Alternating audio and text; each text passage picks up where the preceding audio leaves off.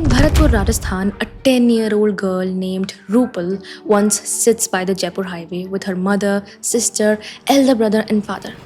Cars and trucks keep passing by until suddenly a truck stops in front of them. The driver gets down and starts talking to Rupal's father. During the conversation, the man points towards Rupal's elder sister. A few minutes later, the stranger hands Rupal's father some money, and her father sends her sister with him into a room inside their own house. A few days later, the same thing happens again. The entire family goes and sits by the highway. This time, when a man approaches Rupal's eldest sister, she takes 10-year-old Rupal with her. She makes Rupal hide under the bed so that the little girl can watch, understand, and learn what she would eventually be expected to do when her own turn came. And inside that room begins a story that has continued for generations.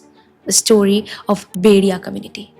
A community where women have historically been pushed into prostitution while their own fathers and brothers can become the ones arranging clients for them. Girls can be exposed to this system from a very young age, being made to witness and learn things that could leave a child with lifelong trauma. But for them, this is turned into the life they are expected to live. Over time, in some sections of the community, girls became the primary source of income for their families, while boys began to be considered a burden. Reports have described extreme son preference in reverse, including selective practices against boys, while girls were given better food, clothes, and care so that they could grow up and eventually bring more money into the household. But the question is, how did the lives of these girls become so deeply trapped in the system? What circumstances pushed them into this horrifying cycle? And why are some girls still living inside it today? To understand that, we have to go back to a time when the Bedia community was not known for prostitution, but for its talent.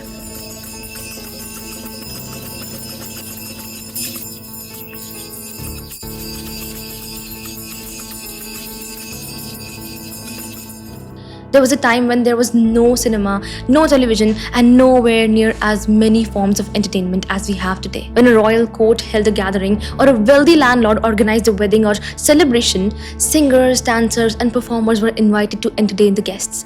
And the Bedia community was part of this world of performers. One of the traditional forms of performance was Rai dance and music. Bedia women would sing and dance while the men accompanied them with instruments such as the dholak and other traditional instruments. Some members of the community also performed snake shows, sleight of hand tricks, and other small acts. This was their art, their profession, and the way their families earned their living. At that time, their lives looked completely different from the picture associated with the community today. They were invited to perform at gatherings held by wealthy families and landlords, often traveling long distances for these performances.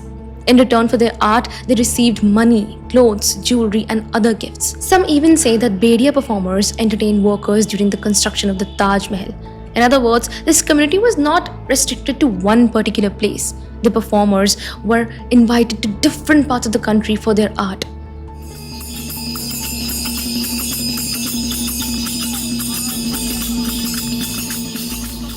But as the era of kings, royal courts, and landlords gradually began to disappear, the demand for their traditional performances also started declining. And then the arrival of British changed everything even further. The British were constantly looking for ways to control different communities across India. A community that traveled from one place to another for its livelihood was difficult to track, but controlling such a community was even more difficult. And this eventually led to a decision whose consequences would continue to affect communities like the Bedia for generations. In 1871, the British government introduced the Criminal Tribes Act, under which more than 200 communities across India were classified as criminal tribes. Their criminality was treated as hereditary, meaning that children born into these communities could also be treated as criminals simply because of their birth. And their supposed crime, in many cases, it was simply that their ancestors traveled from one place to another and earned their livelihood through their traditional occupations.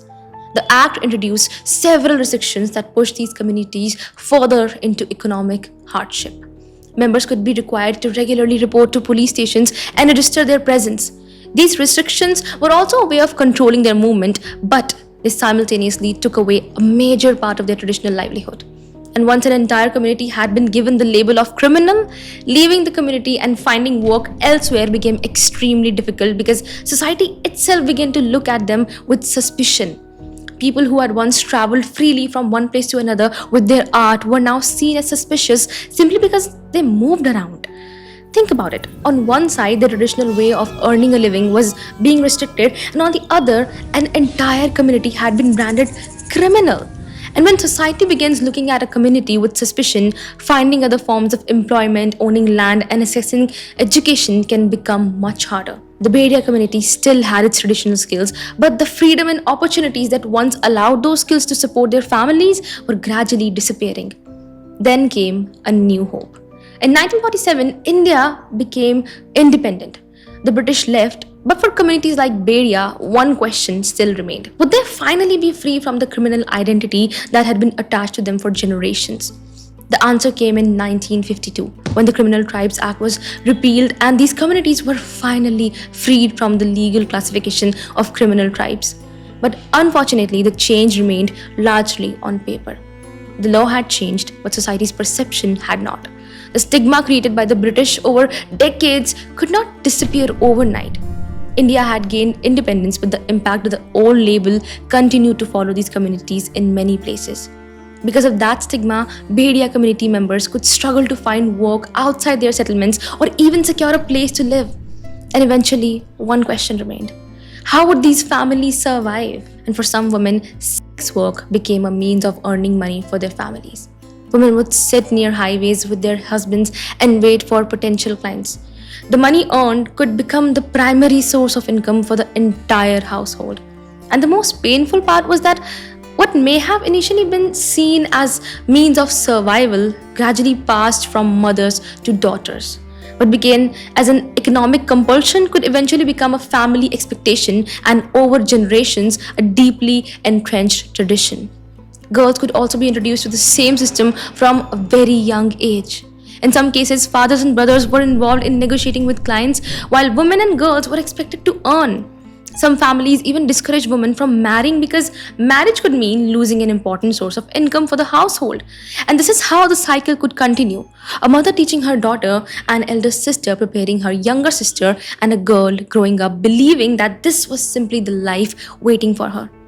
Some accounts describe a ritual known as Nat Uthrai, associated with the girl's transition into the system after puberty. The occasion may involve food, music, dancing, and celebration, but behind that celebration lies something far more disturbing. The girl is being prepared to become an earning member of the family through prostitution. Reports and research on communities affected by traditional prostitution have also documented the exploitation of minors and dangerous myths surrounding HIV. One such completely false belief is that sexual contact with a child can cure HIV. Such beliefs are medically untrue and can put vulnerable children at even greater risk of exploitation. And sadly, the Bedia community is not the only community where such practices have been documented.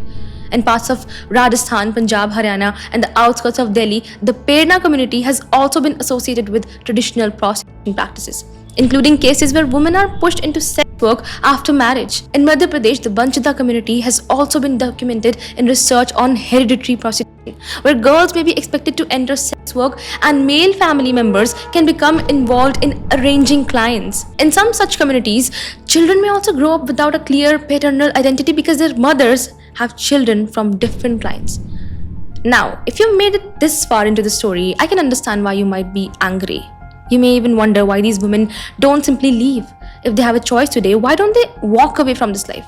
But the reality is that leaving can be far more difficult than it appears from the outside. These women may carry the financial responsibility of entire families. In some accounts, extended households can have dozens of members whose food, housing, and everyday expenses depend heavily on the women who earn. Meanwhile, the men in these households may have little or no financial responsibility, and because prostitution is not recognized as formal employment in the way a conventional occupation is, women working in this informal economy can face difficulties accessing loans and other financial services. Some families therefore become dependent on local money lenders, sometimes borrowing at extremely high interest rates and gradually becoming trapped in debt. Education is another major part of this cycle. Girls may be kept away from school because families fear that if they become educated, they may refuse to enter the same occupation and the household could lose one of its major income sources. Think about it, a girl may not even understand how important education could be for her future. If she grows up being taught that this is the only life available to her, she can slowly become conditioned to accept it as normal. And even if a girl eventually decides that she wants to escape, another problem awaits her outside the system. A woman who comes from a family associated with work may face discrimination and rejection from society. She may struggle to find employment, housing, marriage, or even a safe place to rebuild her life. So these women can become trapped in a cycle where even when they want to leave, poverty, family pressure, lack of education, debt, and social stigma make it incredibly difficult. And that is how the same room, the same expectations, and the same tradition can pass from one generation to the next, until a life that was once forced upon someone becomes the life that children are expected to inherit. I hope you liked this story, and if you did, do like the video and share it, and don't forget to subscribe our channel. We'll see you in the next story.